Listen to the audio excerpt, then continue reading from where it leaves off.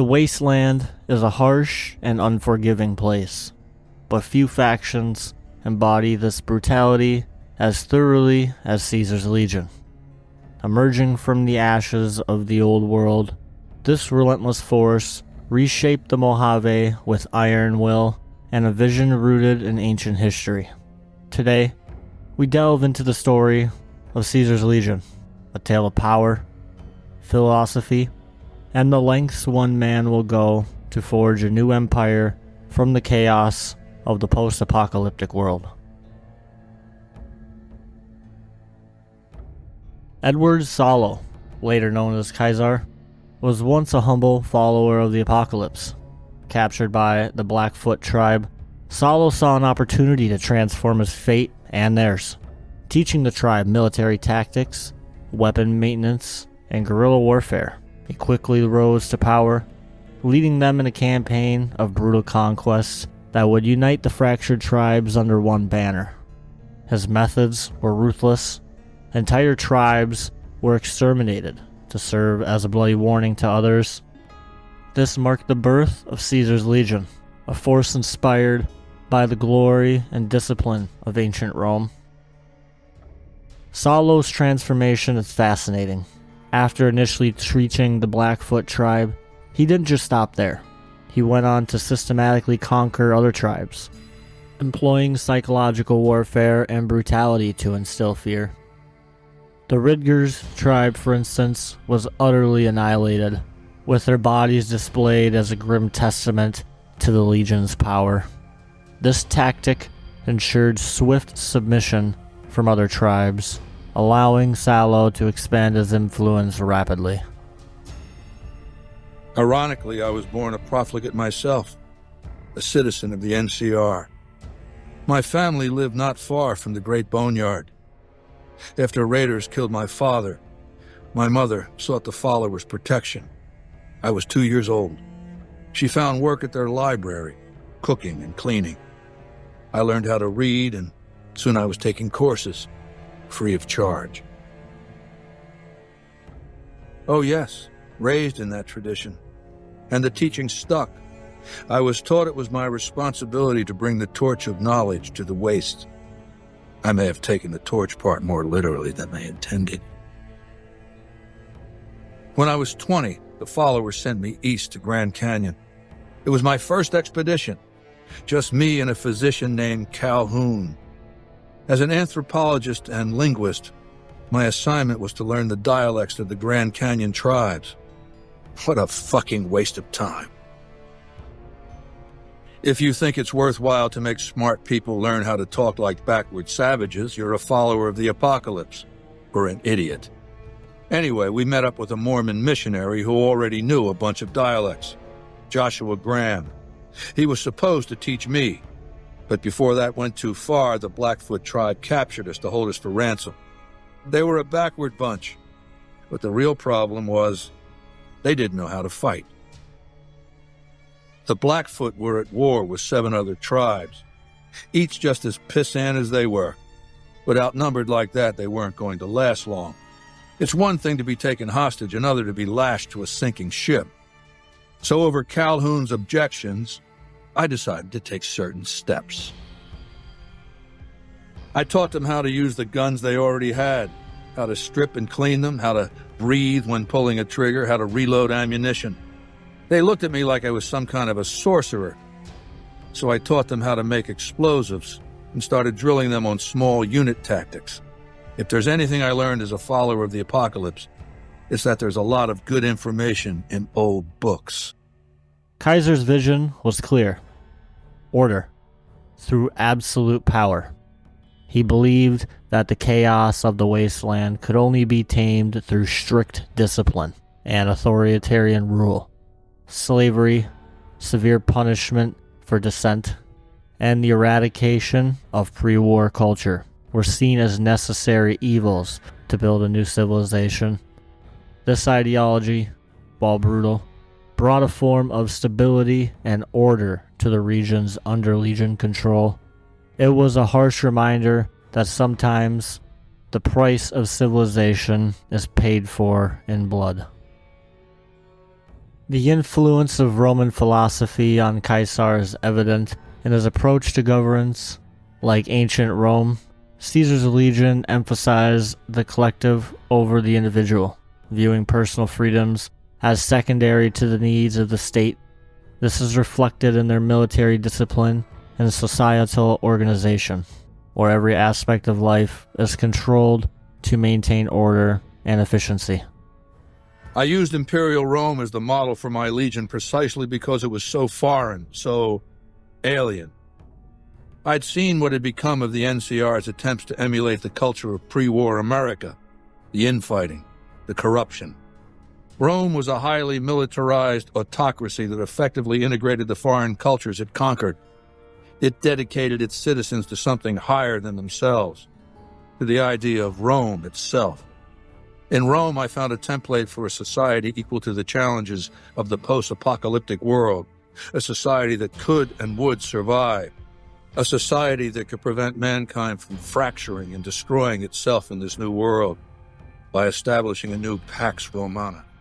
The legion's structure mirrored that of the Roman Empire. Soldiers, known as legionaries, were organized into ranks, from the lowly recruits to the elite Praetorian Guard who protected Caesar himself. Society within the legion was heavily stratified, with strict roles for men and women, and a clear hierarchy that maintained order and discipline.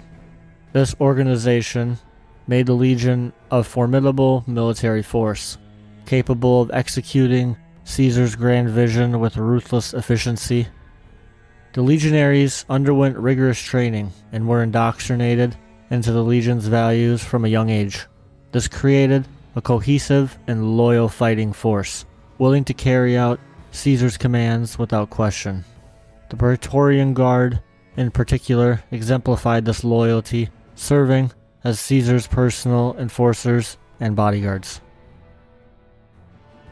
My Praetorians embody the martial ideals of my legion.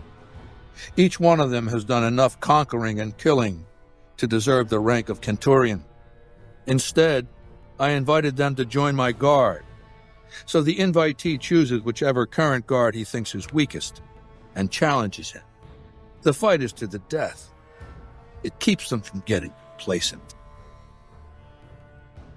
Caesar, the enigmatic leader of the legion, is a complex figure. His right-hand man, Joshua Graham, known as the Birdman, was instrumental in the legion's early victories, but it was ultimately betrayed and cast into the Grand Canyon as a living symbol of Caesar's wrath. Other notable figures include Lanius, the brutal warlord who embodies the legion's relentless pursuit of conquests, and the various centurions and soldiers who enforce Caesar's will across the Mojave. Graham's story in particular is tragic. A brilliant tactician and devout follower, his fall from grace illustrates the harshness of Caesar's regime.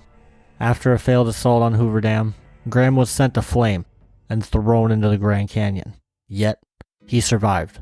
His survival and subsequent transformation into the Burned Man became a powerful legend, adding to the mystique and fear surrounding the Legion. The Legion's history is marked by numerous conflicts, the most significant being the Battle of Hoover Dam. The clash between the Legion and the New California Republic, or the NCR, was a defining moment, showcased in the Legion's military prowess, with the stark contrast between its authoritarian rule and the NCR's democratic ideals. The battle's outcome would shape the future of the Mojave, with Caesar's ambitions clashing head-on with the NCR's expansionist goals. The tactics used by the Legion in these conflicts were often brutal and effective. Ambushes, psychological warfare, and overwhelming force characterized their approach. The NCR, with its more conventional military structure, often found itself outmaneuvered by the Legion's unconventional strategies. This ongoing conflict created a tense and dynamic environment in the Mojave, with the player caught in the middle. The NCR has all the problems of the ancient Roman Republic. extreme bureaucracy, corruption, extensive senatorial infighting. Just as with the ancient republic, it is natural that a military force should conquer and transform the NCR into a military dictatorship. Thesis and antithesis. The Colorado River is my Rubicon. The NCR Council will be eradicated, but the new synthesis will change the Legion as well, from a basically nomadic army to a standing military force that protects its citizens and the power of its dictator. The cultural assimilation policies of the Legion were harsh and unforgiving. Tribes were either absorbed or annihilated, their identities erased in favor of a unified, Legion-centric culture. Ethical questions abound. Can order and stability justify such brutal methods? The Legion's practices force us to confront uncomfortable truths about power, control, and the nature of civilization itself. The use of slavery within the Legion is a particularly contentious issue. Seen as a means to an end by Caesar, it represents the ultimate subjugation of individual freedom for the sake of the state. This raises profound ethical questions about the nature of power and the sacrifices required to maintain order in a chaotic world. The moral ambiguity of the Legion's actions adds depth to their portrayal, making them one of the most complex factions in the Fallout universe. In Fallout New Vegas, players encounter the Legion in various ways, making choices that can ally with them or pit them against Caesar's forces. These interactions highlight the moral complexities and consequences of aligning with such a faction, providing a rich narrative tapestry that reflects the player's actions and decisions. Players must navigate the delicate balance of power in the Mojave, deciding whether to support the Legion's vision of order or oppose their brutal methods. These choices have significant repercussions, affecting relationships with other factions and the overall outcome of the game. The ability to influence the fate of the Mojave adds a personal dimension to the player's journey, making each decision impactful. Caesar's Legion stands as a testament to the power of vision and the lengths to which one man will go to realize it. In the desolate wasteland where chaos reigns, Caesar forged an empire built on the ruins of the old world, drawing from the past to shape a new, ruthless order. As we reflect on their story, we're reminded of the enduring human drive to impose order on chaos, often at a terrible cost. So, as you wander the wasteland, remember the lessons of the Legion. In a world where survival is paramount, the line between order and tyranny can blur. Stay sharp, stay vigilant, and never forget, every empire has its price. If you've enjoyed this deep dive into the Caesar's Legion, don't forget to like and subscribe for more explorations into the Fallout lore and the Fallout universe. Corn out.